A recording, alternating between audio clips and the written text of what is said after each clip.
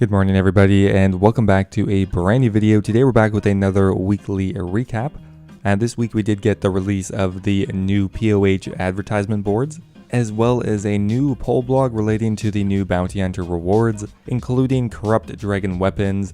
The PvP weapons once again are being polled, as well as the dagon'hai set. And overall, we have more information on the bounty hunter rework, which we should be seeing pretty soon. In every weekly recap, I like to go over any news related to the old school RuneScape community this week, including any content updates, community news, or even a recap of the weekly Q&A. Anyway guys, I hope you enjoy, and let's get started.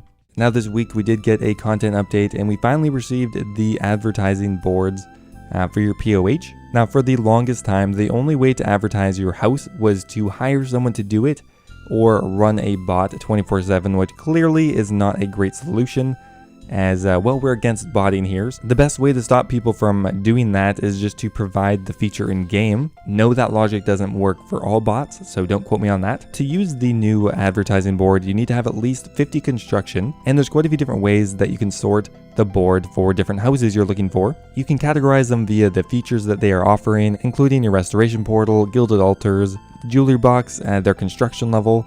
There's just a ton of different parameters that you can search with to find the house that you are looking for.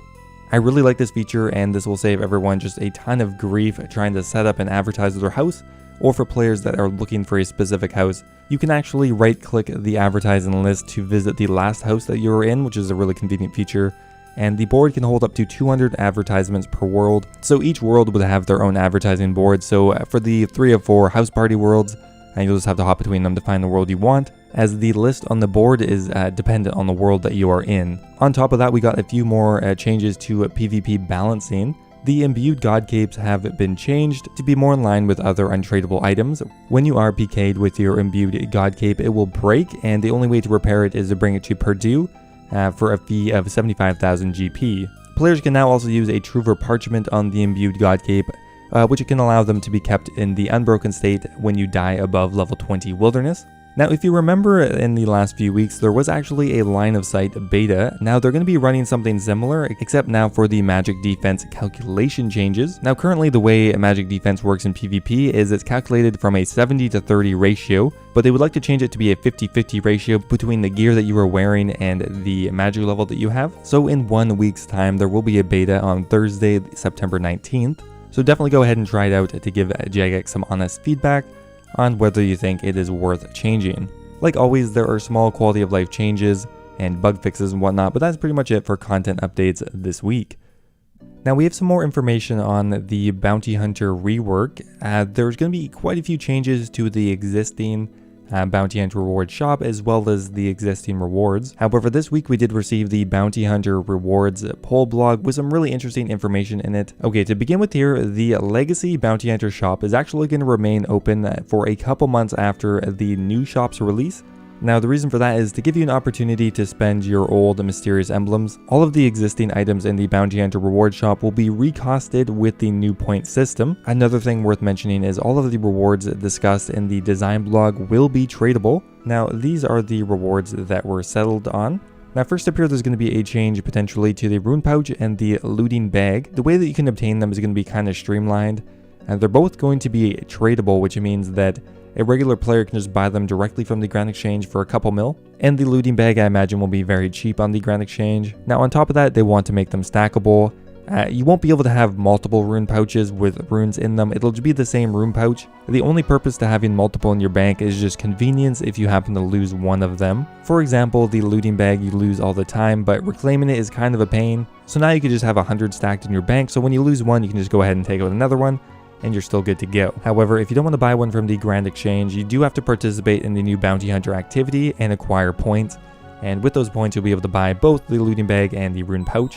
Now in the original design blog, they were offering Omni runes. However, they have been renamed to Elemental runes. Each one can act as an air, water, earth, or fire rune, and it can be used only in the wilderness.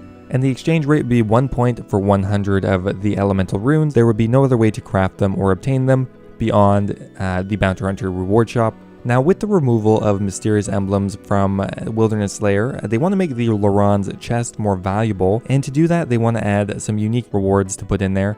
The first one is the dagon'hai robe set, which was originally proposed for the warding skill. Apparently 72% of people voted for it, so they're attempting to pull it once again. Now the dagon'hai set would require 70 magic and 30 defense to equip.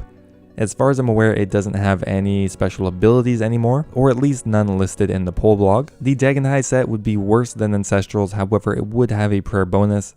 Now in the original poll blog there were a lot of recolors, however they have been scrapped. The only thing that has remained is the alternative special attack animation for God Swords. It does look pretty cool, so that is going to be polled. I don't know if this would be tradable, but it'd be a kind of a weird tradable item.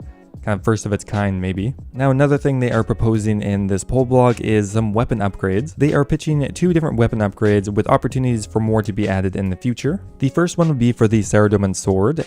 What it would do is give a new special attack to the weapon, costing 60% energy and dealing 50 to 150% of the user's maximum hit as magic damage. So that would definitely be better than the original special. This would reduce its special attack energy to 25% and increase its accuracy by 20%. That is a pretty significant weapon upgrade. Now here we go again, guys. We have the PvP weapons again in the poll. This time they're only going to be polling the PvP weapons, no armor, and there's going to be a few modifications from their Dead Man version. The Vesta's longsword would have a 50% special attack cost as opposed to 25% in the original game. Everything else would stay the same. The melee weapons would require 78 attack to wield, so it would be a tier 78 weapon, and the ranged weapon and staff would require 78 ranged and magic respectively. Now each weapon would degrade after only 1 hour of combat, so they won't last very long.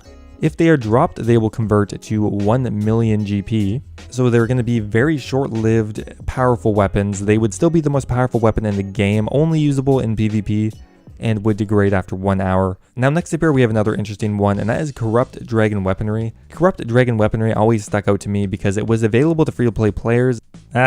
Psych. Well, they just literally removed it as I was doing my update video, so that's really annoying. There's actually just a quick change list here. They're not going to be offering Corrupt Dragon Weaponry until they have more time to understand how it would impact the game mode. One concern is that in the current state, Corrupt Dragons would have been available to free-to-play players despite it being intended as a members-only content. So they're not going to be adding that, as well as the dagon'hai robe set will now have a 70 defense requirement as opposed to 30. Well, actually the drop rate is here too. The dagon'hai set would be dropped at a rate of 1 out of 512, as well as a few other clarifications and changes. Well, anyway, we don't have Corrupted Dragonhead anymore, so there goes that. Now, just to clarify here, I believe the only thing that is coming from the Larrans Chest is the dagon'hai robes. Everything else is coming from the Bounty Hunter reward shop. So that is it for that poll blog. The only other information this week on the RuneScape website is there's actually going to be a planned maintenance for specifically UK servers at around 11:30 AM BST. That is it for news this week. Next up here, just wanted to go over a bit of community news. First up here, we have the results for the Fremennik Exiles poll. Probably one of the most one-sided polls I've seen in a while. 90 to 95% on all of the questions, which is excellent. I'm really happy that quests are passing in the game, and all of the quests that we have received have been pretty top-notch, to be honest. Now, one thing I was pretty sure of, but was confirmed by a JMod this week, is the 7-day trial was actually removed, confirmed by Mod Gambit. There was an exploit that people were using to obtain unlimited membership, and I think that could be a good part of why there were a lot of bots in the game recently, but that is now removed. I did make a video on that yesterday, so if you are interested, go check my previous video out. And one really annoying bug that has surfaced over the last couple of weeks is the menus on mobile are huge and go off your screen, so often you can't even click on the thing you're trying to, but they are aware of the problem and it is getting rushed through the engine team, so hopefully it will be fixed soon. And last up here, I wanted to go over the weekly Q&A. There were a bunch of questions, however, I'm just going to summarize the more interesting ones. First up here, can we nerf the gold ore buying from the Blast Furnace shop and just add an alternative activity? There is support to do this. They don't want to absolutely gut Ultimate Iron Man smithing, but they'd be open to looking for a solution that isn't just buying from a shop. One thing that was confirmed in the Q&A is that the Fremennik Isles quest will be released before the end of the month. I guess because it was already kind of half done before it got abandoned originally. We won't actually have to wait too long until this quest is released. Is the Fremennik Exiles quest the last in the series? They said nope. Ed and Wolf have discussed a possible Grandmaster quest after, as well as a few minor branch-off quests. What is your thought process behind the Corrupt Dragon weapons in the Bounty Hunter reward blog? You'll notice that quite a few of the things are from RS2. We wanted to add things that were familiar but interesting enough to give an opportunity to add value. Also, we want to improve the free-to-play PvP experience. Were any of the accounts rolled back for abusing the last man standing bug? They said, yes, we have a list and they are being looked at and will be addressed. Can we make it so that there are more than 5 audio settings for volume? They said they would like to, however, engine work and just adjust your PC audio slider instead. When is the Bounty Hunter rework coming? They would like to have a full launch by the end of the year. Anyway guys, that is going to be it for the weekly recap. I hope you enjoyed. If you did, don't forget to leave the video a like. I would appreciate it. And I will see you next time.